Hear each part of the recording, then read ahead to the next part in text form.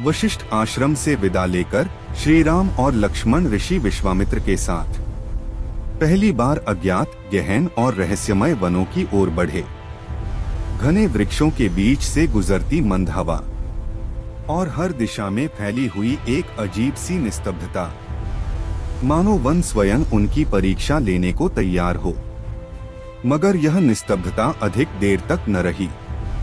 अचानक आकाश में तूफानी बादल गड़गड़ाए, धूल के भयंकर बवंडर उठे और उन अंधेरों के बीच उभर कर आई राक्षसी ताड़का। उसकी गर्जना से पूरा वन कांप उठा।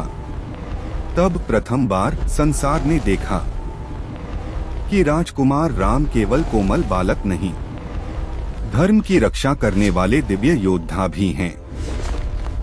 धनुष पर चढ़ी उनकी बाण ज्योति रात के अंधेरे को चीरती हुई ताड़का के अंत का कारण बनी। वन शांत हो गया, मानो स्वयं प्रकृति ने उनकी वीरता को प्रणाम किया हो।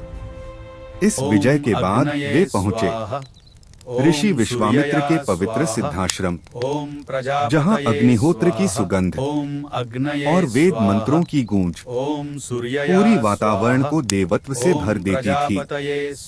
यहाँ श्री राम और लक्ष्मण ने यज्ञ की रक्षा का वचन निभाने के लिए निशा जागकर पहरा दिया। लेकिन आसुरी शक्तियाँ मौन कहाँ बैठने वाली थीं। एक रात काले बादलों की आंधी में मारीच और सुबाहु ने यज्ञ पर आक्रमण किया।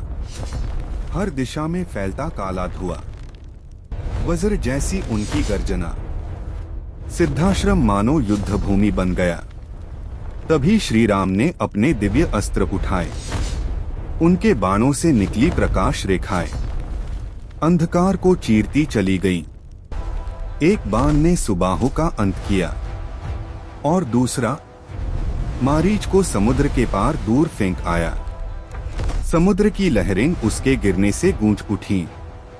यज्ञ पूर्ण हुआ और आकाश से पुष्पों की वर्षा होने लगी। देवताओं ने स्वयं प्रकट होकर इस दिव्य रक्षण के लिए श्री राम की महिमा का गुणगान किया। अब समय था एक नई यात्रा का। मिथिला की ओर, जहां राजा जनक के राज्य में भाग्य एक और महान अध्याय लिखने वाला था।